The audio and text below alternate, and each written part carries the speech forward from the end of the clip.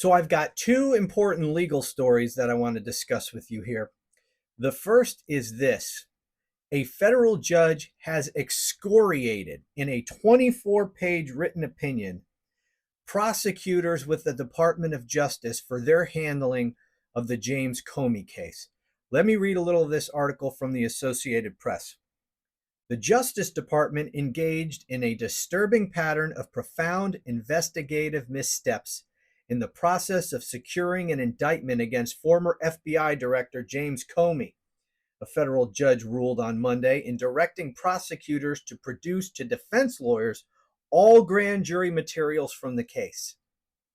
Those problems, wrote Magistrate Judge William Fitzpatrick, include fundamental misstatements of the law by a prosecutor to the grand jury that indicted Comey in September, the use of potentially privileged communications during the investigation, and unexplained irregularities in the transcript of the grand jury proceedings.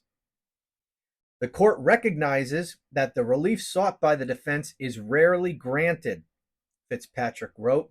However, the records point to a disturbing pattern of profound investigative missteps that led an FBI agent and a prosecutor to potentially undermine the integrity of the grand jury proceeding. I want to take a minute here to explain something about the grand jury process that most people probably don't understand, but which is relevant to this.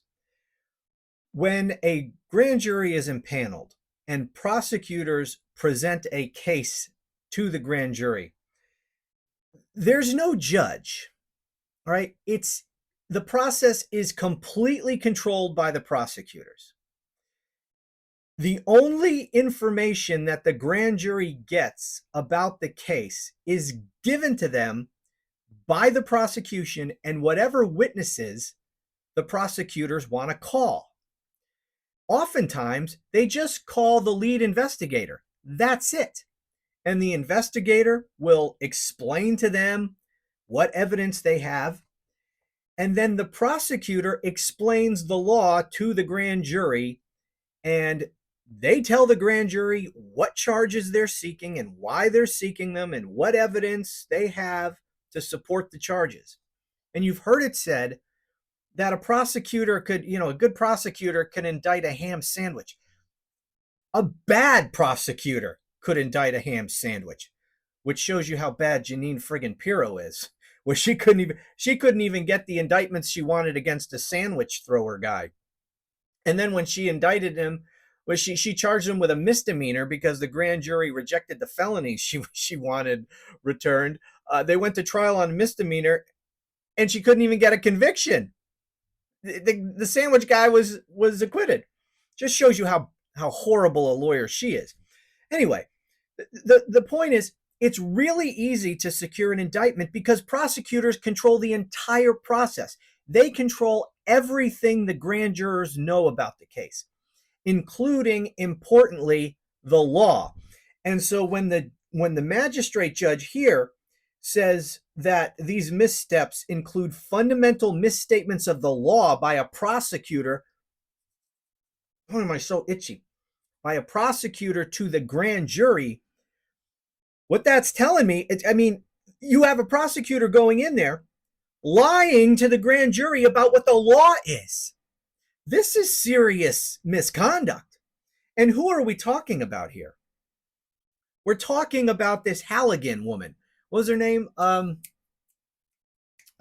forget her first name. Doesn't matter. This Halligan chick who had never been a prosecutor in her entire life, never handled a criminal case. She gets appointed as U.S. Attorney for Virginia, specifically to indict James Comey and Letitia James and whoever the hell else Donald Trump wants indicted. And here she is, lying to the grand jury. I am assuming lying, or maybe she just doesn't know what the fuck she's even talking about. But you know what? She was appointed by Trump. She's a political hack. She was probably just outright lying. And then there's unexplained irregularities in the transcript of the grand jury proceedings. That sounds to me like they turned the tape recorder off, or they didn't record parts of it. Maybe the parts where she's fucking lying to them about the law or the facts. This is serious stuff.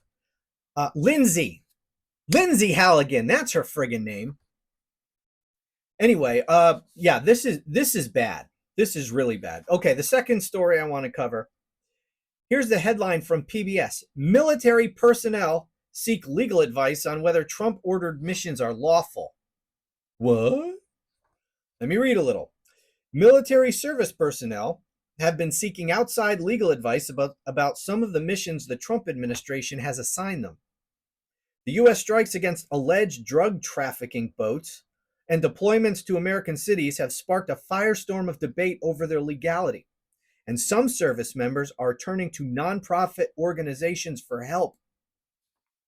Well, they should, because there's really nobody inside the military to give them this legal advice anymore.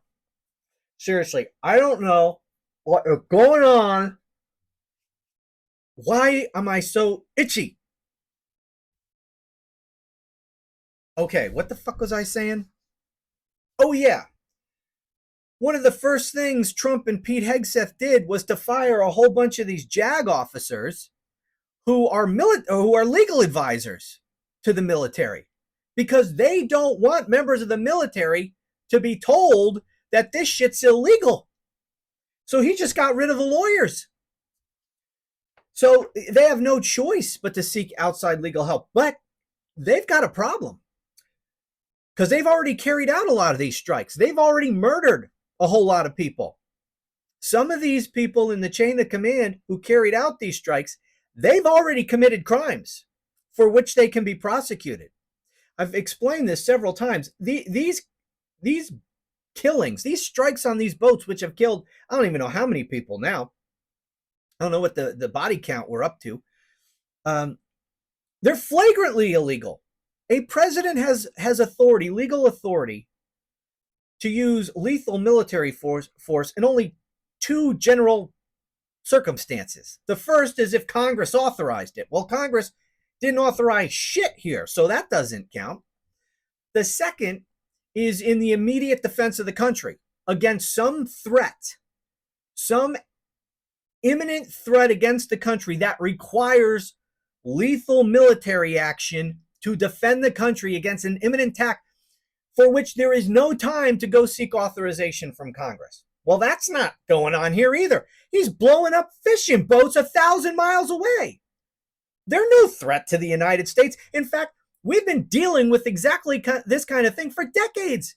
And the way we normally deal with it is the Coast Guard interdicts these boats and arrests these people. That's how it's normally done. In fact, it's so freaking illegal. I brought this story to you a week or two ago. The British government is no longer sharing intelligence with the United States about things going on in the Caribbean, because they know that this shit is illegal and they want no part of it. These are war crimes. And the Brits have said, count us out. We're not going to help you commit war crimes. So we're cutting you off. We're not providing you any intelligence anymore. This is profoundly, flagrantly illegal. War crimes. I mean, if we had a healthy, functioning constitutional republic, which we clearly do not at this moment, this would form the basis of impeachment and removal proceedings. Donald Trump and Pete Hegseth should be impeached and removed from office for this and put on trial for war crimes.